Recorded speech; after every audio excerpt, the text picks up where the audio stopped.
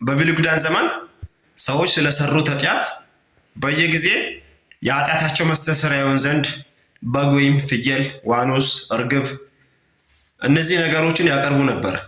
በሕጉ መሰረት የአንድ ዓመት ልትሆን ትችላለች ነውር የሌለባትን እንስት ፍየል ለኃጢአታቸው መስዋዕት ይሆን ዘንድ ያቀርቡ ነበር።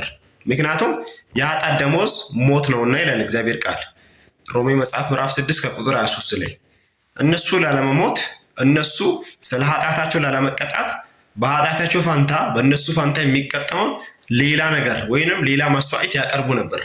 ታዲያ እግዚአብሔር ቃል ለምንድን ነው ኃጢአትን በደም ማስወገድ የፈለገው? እግዚአብሔር ለምንድን ነው በኃጢአት ፋንታ መስዋዕትን ማየት የፈለገው? እግዚአብሔር ቃል ሲናገር ዘሌዋውያን ምዕራፍ 11 ከቁጥር 17 ላይ የሥጋ ሕይወት በደም ውስጥ ነውና ደሙም ከሕይወቱ የተነሳ ያስተሰርያል፣ እኔም ለኃጢአታችሁ ማስተሰሪያ ይሆን ዘንድ ለእናንተ ሰጠሁት ይላል። የሥጋ ሕይወት በደም ውስጥ ነው ይላል። ያ ማለት ሰው የሚንቀሳቀሰው የትኛውም ነፍስ ያለው ፍጡር የሚንቀሳቀሰው በደም አማካኝነት ነው ማለት ነው። ነፍሱም ደግሞ ያለችው በደም ውስጥ ናት። ደሙ ዝውውሩን አቆመ ማለት መኖሩ ተስፋ ያበቃለታል ማለት ነው።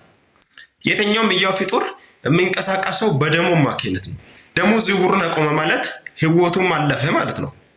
እግዚአብሔር ደግሞ የኃጢአት ደመወዝ ሞት ነው ይላል በእግዚአብሔር ቃል ውስጥ ሮሜ 6 ቁጥር 23 ላይ። ታዲያ ደም ከተሰዋ ደግሞ ደም ከፈሰሰ ሕይወት አለፈ ማለት ነው።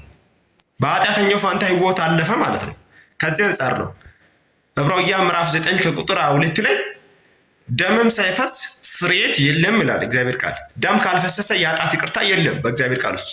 በአዲስ ኪዳንም ሆነ በብሉይ ኪዳን በሁለቱም ኪዳናት ውስጥ በደም አማካኝነት ነው እግዚአብሔር ኃጢአትን ይቅር የሚለው። ከዚህ የተነሳ ነው በብሉይ ኪዳን ዘመንም ሰዎች ስለ ኃጢአታቸው መስዋዕትን ያቀርቡ የነበረው። በአዲስ ኪዳን ደግሞ እግዚአብሔር አንድ መንገድ አበጃለን። ዮሐንስ ወንጌል ምዕራፍ 1 ከቁጥር 29 ላይ እነሆ የዓለምን ኃጢአት የሚያስወግድ የእግዚአብሔር በግ ይላል ኢየሱስን። ጥምቁ ዮሐንስ በአይሁዶች ፊት ኢየሱስ ክርስቶስን ሲመሰክር እንደዚህ አለ። ወደ እርሱ ሲመጣ አይተው ወደ ኢየሱስ አመልክተው እነሆ የዓለምን ኃጢአት የሚያስወግድ የእግዚአብሔር በግ ይላል። የዓለምን ኃጢአት ሁሉ የሚያስወግድ ለጊዜው የሚሸፍን አይደለም። የዓለምን ኃጢአት ሁሉ የአንድ ሰውን አይደለም፣ የእስራኤላውያንን አይደለም፣ የእስራኤልንም የአሕዛብንም የሁሉንም ኃጢአት የሚያስወግድ የዓለምን ኃጢአት ሁሉ የሚያስወግድ የእግዚአብሔር በግ አለ። የሰው በግ አይደለም። ብሉይ ኪዳን ላይ ቀርብ የነበረው የሰው በግ ነበር። ሰው ተንከባክቦ ያሳደገው፣ ሰው በብሩ ገዝቶ ያመጣው የሰው ስራ ነበር የብሉይ ኪዳን በግ። ነገር ግን የአዲስ ኪዳን በግ ደግሞ እግዚአብሔር በገዛ ሰዓቱ የላከልን የራሱ ስራ ነው። እኛ ጸልየን እኛ ጾሜን እኛ እግዚአብሔር ሆይ በግህን ላክልን ብለን ነው አይደለም። እግዚአብሔር በራሱ ጊዜ የሰው በግ ኃጢአትን ማስወገድ ስላልቻለ ኃጢአትን ለጊዜው ከመሸፈን ውጪ ከእግዚአብሔር ጋር ፈጽሞ እርቅን ማውረድ ስላልቻለ እግዚአብሔር ኃጢአትን የሚያስወግደውን አንድ በግ ላከልን። እርሱም ማንን? ኢየሱስ ክርስቶስን። ዓለም ማለት ሌላ ነገር አይደለም። የዓለምን ኃጢአት የሚያስወግድ ስል ዓለም እኛ ነን። መጀመሪያ ኃጢአት የገባው ወደ እኛ ነበር።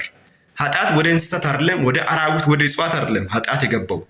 ሮሜ 5:12 ላይ ስለዚህም ምክንያት በአንድ ሰው ኃጢአት ወደ ዓለም ገባ ይላል። በአዳም በአንድ ሰው ወደ ዓለም ኃጢአት በአንድ ሰው ወደ ዓለም ገባ ይላል። ወደኛ ልብ ነበር መጀመሪያ ኃጢአት የገባው። ታዲያ ከዚሁ አንጻር ነው እነሆ የዓለምን ኃጢአት የሚያስወግድ የእግዚአብሔር በግ ይላል። ዓለም ማለት አንተ፣ አንቺ፣ ሁላችንም እኛ ነን። የኛ ኃጢአት የተወገደው በማን ነው? በኢየሱስ ክርስቶስ ነው። የዓለምን ኃጢአት የሚያስወግድ ተብለው ኢየሱስ ክርስቶስ ሳያስወግድ አይደለም፣ አስወግዶልናል።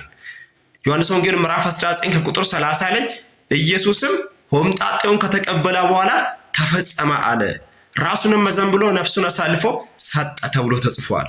ራሱን አዘንብሎ ነፍሱን አሳልፎ ሰጠ ለማ? ስለኛ ኃጢአት። ምኑን ነው ተፈጸመ ያለው? የእኛን ኃጢአት የሚያስወግድ የተባለውን የኃጢአትን ማንነት ካስወገደ በኋላ ተፈጸመ አለ። ታዲያ የእኛን ኃጢአት ያስወገደልን የእግዚአብሔር በግ ኢየሱስ ክርስቶስ ነው።